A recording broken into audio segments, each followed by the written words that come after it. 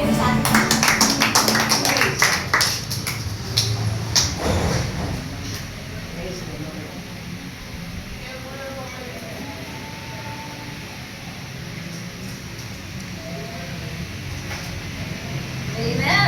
Amen! Wow!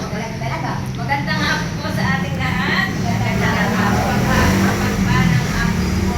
Maraming salamat po kay Amang Yahweh at sa magandang hapon. Amen. God is good. All the time. All the time. God is good. Praise the Lord. Now and forever. Now and forever. Praise the Lord. Will of the Father. Yes, I will. Yes, I will. The will of the Father. Maraming palakpak.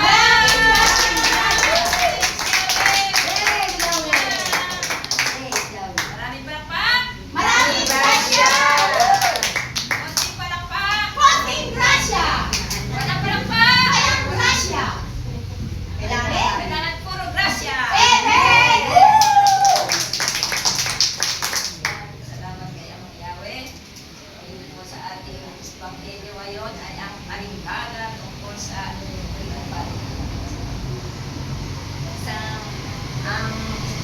magsasaka na nagtanim ng mabuting binhi. No? Nang tumubo ang mabuting binhi, ay may kasabay na tumubo. May kasamang damo. Amen. Tinanong ng mga tauhan niya, sabi ng mga tauhan niya, hindi po ba ang tinanim niyo ay mabuting binhi? Bakit po may damo?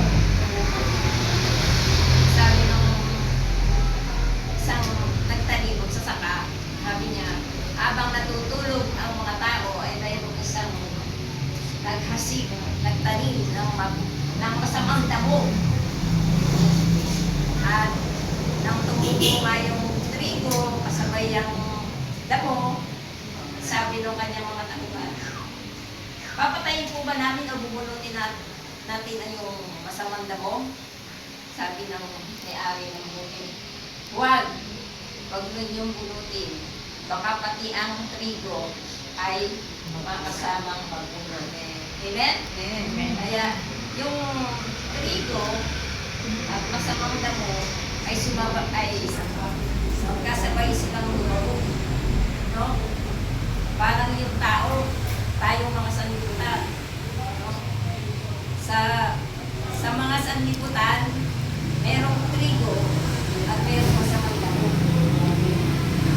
Sa trigo at masamang damo, minsan magkamukha sila ng dahon. Hindi natin makilala o madistinguish kung ano yung damo at trigo. Kaya kung minsan, kailangan mo nang lumitaw yung bunga ng trigo bago natin bunutin yung damo. Amen. Amen? Ganyan din sa ating Panginoon. No? Bago natin, sabi na Panginoon, makikita natin kung sino talaga ang pinag-aarian ng Diyos. Kasi sama-sama tayo, hindi natin alam kung sino talaga ang kampo ng Diablo, kung sino ang pinag-aarian ng Diyos. Kasi kasabay-sabay natin, hindi natin alam, kasabay natin nagsisimba, pero meron silang ibang layunin. Amen? Kaya kapag lamang natin nakita kung sino talaga yung pinag-aharian ng Diyos, ay ang pinag-aharian ng Diyos ay yung sumusunod sa kalooban ng Panginoon. Amen? At yun namang pinag-aharian ng Diablo ay taliwas sa ginagawa ng mabuting tao na pinag-aharian ng Diyos. Ang ginagawa ng pinag-aharian ng Diablo ay taliwas sa ginagawa at hindi naaayon sa kalooban ng Diyos. Amen? Kaya, katulad din sinabi ng Panginoon, huwag muna niyong bunutin. Sapagkat pagdating ng anihan, iligtunin ang mga damo, iligtasin at saka susunod. Gayon din po sa tao. Amen?